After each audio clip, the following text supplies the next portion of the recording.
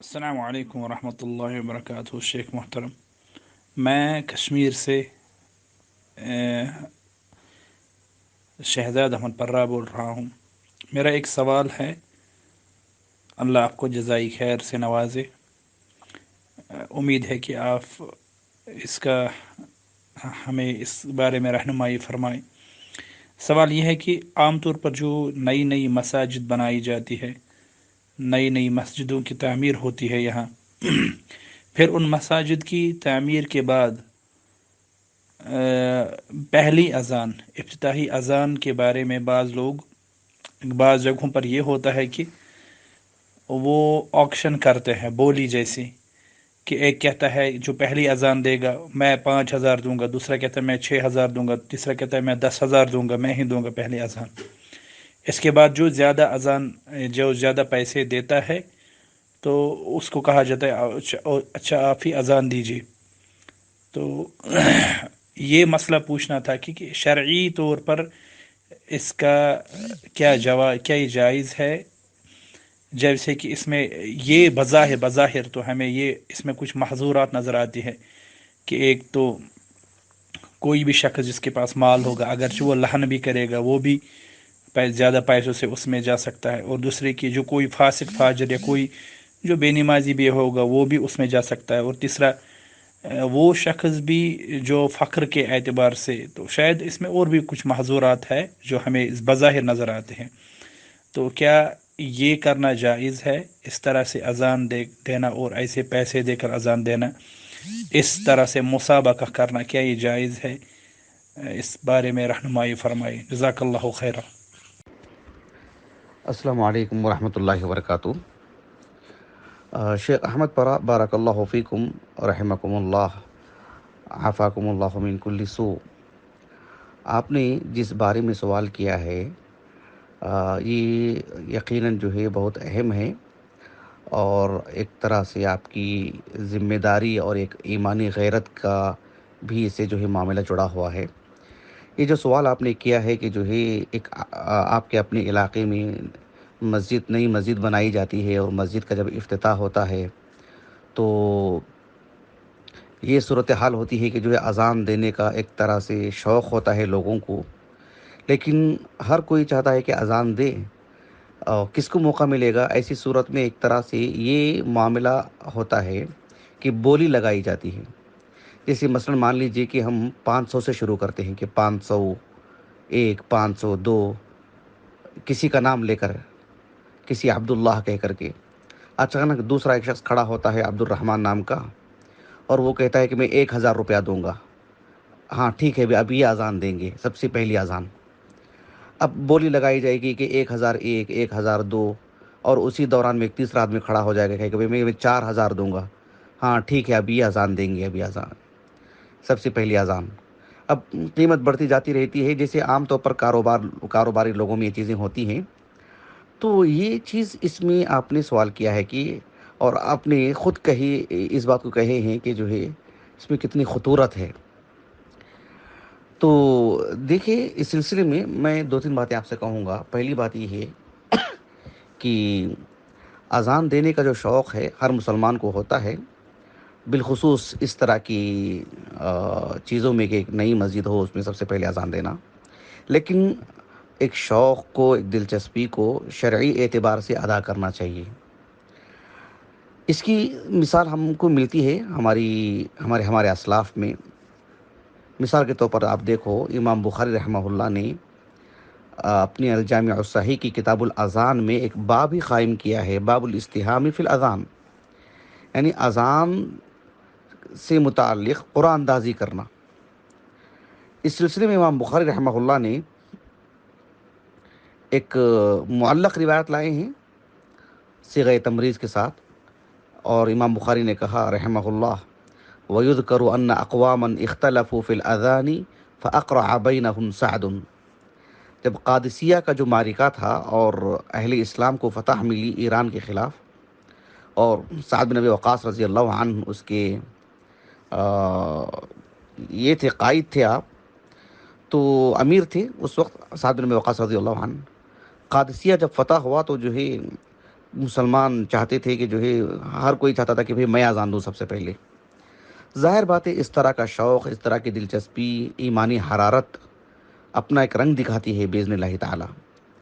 ایسی صورت میں اسے ایک طرح سے ترتیب دی انہوں سعد بن ابی وقاص نے رضی اللہ عنہ کہ قرآن اندازی کی گئی. جو جو لوگ اپنا شوق دکھائے ان کے نام لکھے گئے اور قرآن اندازی کی. جس کا نام آیا وہ مقدر ہے، اللہ رب العالمین کا فیصلہ ہے، اس میں سب کو اطمینان ہونا چاہیے. یہ جو معلق روایت ہے اس سلسلے میں حافظ ابن حجر رحمہ اللہ نے فتح الباری میں لکھی ہیں کہ یہ جو معلق روایت موصولاً کہاں ہے. بہرحال وہ اس کی استنادی حیثیت ثابت شدہ ہے، مجھے اس پر گفتگو کرنا نہیں ہے. سعد بن ابی وقاص رضی اللہ عنہ نے یہ فیصلہ کیا کہ قرآن اندازی کی جائے، جس کا نام آئے گا تو وہ اذان دے گا.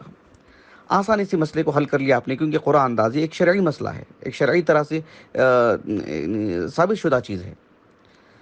تو اگر وہاں پر جو آپ کا اپنا علاقہ ہے اذان سے متعلق مقامی اعتبار سے لوگوں میں ایسی دلچسپیاں ہوتی ہیں کہ نئی مسجد بنی ہے تو سب سے پہلے میں اذان دوں گا، تو اسے ایک دینی شکل دے دیں گے تو بہتر رہے گا.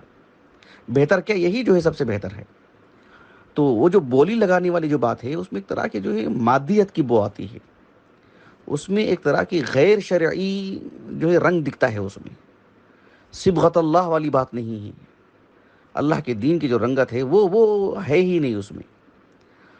تو اس میں مال کی بات آ جاتی ہے، گویا کہ معلوم ہو جاتا ہے کہ معاشرے میں جو مالدار رہے گا وہی دے گا اذان. تو ایسی صورت میں قرآن اندازی کا جو معاملہ ہوتا ہے وہ خالص الہی فیصلہ ہوتا ہے.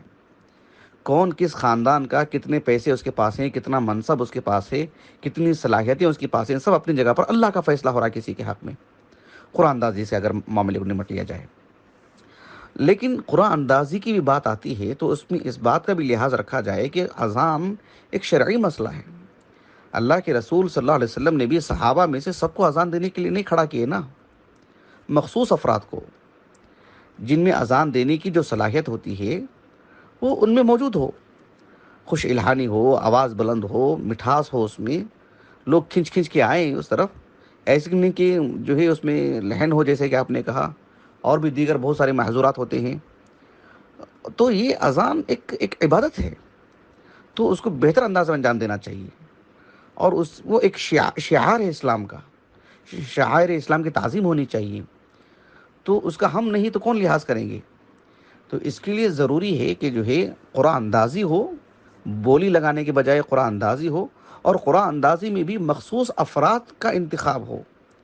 مان لیجیے کہ ایک معاشرے میں 100 افراد ہیں، اس میں کھینچ تان کی جو 10 افراد نکل کے آ رہے ہیں جن کی آواز بہت اچھی ہے اور بہت اچھے سے اذان دیتے ہیں، کلمات کی ادائیگی صحیح ہوتی ہے، ان 10 لوگوں میں سے قرآن اندازی ہو. یہ طریقہ اپنانا چاہیے. تو ایک بدیل ہمارے پاس موجود ہے تو اس کو اختیار کرنا چاہیے. آخر میں جس علاقے کا یہ مسئلہ ہے، چونکہ یہ اہل الحدیث افراد سے جڑا ہوا حصہ ہے، تو بالخصوص میں ان سے بات کہنا چاہتا ہوں کہ دیکھو، اہل الحدیث دنیا کے کسی بھی خطے میں ہو، کسی بھی کونے میں ہو، ان کا منہج بالکل صاف ستھرا اور واضح ہوتا ہے، گویا کہ وہ ایک جان، ایک قلب ہے، ایک دل کے ہیں. سعودیہ میں اہل الحدیث ہوں، ہندوستان میں ہوں، ہندوستان کے جنوب میں ہوں، شمال میں ہوں، یا جو ہے دنیا کے کسی بھی کونے میں ہوں، امریکہ میں ہوں، یورپ کے کسی بھی علاقے میں، افریقہ میں ہوں، وہ اہل الحدیث ہے تو اس کا منہج ایک ہے. ایسے معلوم ہوتا ہے کہ وہ ایک ہی بدن ہے، ایک ہی دل ہے اس کے اندر. لیکن اہل بدعت کو آپ دیکھو، کشمیر کے اہل بدعت ہوں گے ان کی بدعتیں الگ، تمل ناڈو کی اہل بدعت ہوں گی تو ان کی بدعتیں الگ، یا ملک شام اور عراق میں ہوں گے، یا جو ہے پھر کچھ خلیجی ممالک میں ہوں گے، لیبیا اور وہاں پر جزائر میں ہوں گے، افریقہ میں، یا کہیں بھی ہوں گے، تو ان کی سب بدعتیں الگ الگ. 200 سال پہلے اہل بدعت کی بدعتیں الگ، آج کے اہل بدعت کی بدعتیں الگ. لیکن اہل السنہ کا معاملہ ایسا نہیں، زمان ہو، مکان ہو، چاہے آپ ایک 1400 سال پہلے کی تاریخ پڑھ لیں آج تک، یا پوری دنیا کے کسی بھی کونے کا احاطہ کر لیں، اہل الحدیث ایک منہج پر قائم رہتے ہیں. ایک ہی طرز کی بولی ہوتی ہے، ایک ہی طرز کی گفتگو ہوتی ہے، ایک ہی نہج ہوتا ہے ان کا سوچنے کا، کرنے بولنے کا. تو یہ اگر علاقائی اعتبار سے اس طرح کی جو ہی غلط چیزیں آتی ہیں تو پھر ایک الگ رنگ اختیار کر جاتا ہے، اس سے بچنا چاہیے. ایک عالم دین گزرے ہیں، بہت عظیم شخصیت، جو علمی دنیا میں اپنی کنیت سے مشہور ہیں، ابو المظفر السمعانی کے اس کنیت سے مشہور ہیں، ابو المظفر سمعانی، منصور نام تھا ان کا، منصور ابن محمد ابن عبد الجبار، مرو کے مروزی ہیں، اور ایک علمی خانوادے کے فرد ہیں۔ 480 پر 9 ہجری سن وفات ہے ان کا۔ ان کی کتاب ہے الانتصار لاصحاب الحدیث، میرے پاس موجود ہے، مجلد ہے یہ، ایک ہی جلد میں ہے۔ اس میں آپ نے ایک بات لکھی، اس بات کو اللہ نے بہت شہرت دی، بہت پھیلی یہ بات، اہل علم بہت نقل کرتے ہیں اس بات کو، بات کے اہل علم۔ وہ کہتے ہیں کہ انک لو طالعت جمیع کتبہم المصنفہ من اولہم الی آخرہم قدیمہم وحدیثہم، یہ عبارت دیکھ کر کے پڑھ رہا ہوں میں، مع اختلاف بلدانہم وزمانہم وتباعد ما بینہم فی الدیار وسکون کل واحد منہم قطرا من الاخطار وجدتہم فی بیان الاعتقاد علی وتیرۃ واحدہ ونمط واحد۔ تو یہ کہتے ہیں کہ جو ہے آپ اہل الحدیث کی کتابوں کو پڑھ کر کے دیکھ لو، دوسری صدی تیسری صدی ہجری میں لکھی ہوئی کتابیں ہوں یا آج کے اس زمانے میں شیخ ابن باز، شیخ البانی وغیرہ کی کتابیں ہوں، اور پھر آپ دیکھو کہ علاقائی اعتبار سے بھی کوئی ملک شام میں، عراق میں، ہندوستان کے بھی کسی بھی علاقے میں، یا جو ہے سعودیہ میں کہیں بھی ہوں، ایسے معلوم ہوتا ہے کہ جو ہے جب عقائد کے مسائل آتے ہیں، دین کا جب نہج بیان کیا جاتا ہے، منہج جب بیان کیا جاتا ہے، اور شریعت کا کوئی بھی مسئلہ بیان کیا جاتا ہے، ایسے معلوم ہوتا ہے کہ یہ جو ہے ایک ہی جماعت ہے، مطلب ایک فرد ہے گویا کہ ایک ہی قلب ہے اس میں۔ لیکن اہل بدعت کو دیکھو آپ، خوب اختلاف، ایک گلی کا بدعتی ایک الگ بدعت، وہ گلی کا بدعتی ایک الگ بدعت میں رہتا ہے، وہ اس کو کافر، وہ اس کو کافر، کیونکہ ایک علی لسان واحد کہا آپ نے، اہل الحدیث کا جو معاملہ ہوتا ہے۔ تو اللہ کے لیے اس طرح کی جو ہے مطلب چیزوں کو ایجاد کرنے سے بچیں، یہ اہل حدیث کا جو منہج ہے اس کے بالکل خلاف ہے۔ یہ اہل الحدیث کیا ہے؟ اصل اسلام وہی ہے۔ اور آخری میں ایک نصیحت میں آپ کو کر دیتا ہوں، وہاں کی جو علاقائی مسلمان ہیں ان کو، امام بخاری رحمہ اللہ کی کتاب ہے تاریخ الکبیر، اس میں آپ جو ہے شریک ابن نہیک الخولانی رحمہ اللہ کا ترجمہ حیات پڑھ کر کے دیکھیے۔ ابو الدرداء رضی اللہ عنہ کا انہوں نے قول نقل کیا، ابو الدرداء رضی اللہ عنہ کے ترجمہ حیات میں غالباً ابو الدرداء رضی اللہ عنہ کہتے ہیں کہ من فقہ الرجل ممشاہ و مجلسہ و مدخلہ و مخرجہ مع اہل العلم، ایک آدمی کے سمجھ بوجھ کی یہ دلیل ہے کہ اس کا چلنا پھرنا، اس کا اٹھنا بیٹھنا، اس کا داخل ہونا، اس کا نکلنا، ہمہ وقت وہ اہل علم کے ساتھ رہتا ہے۔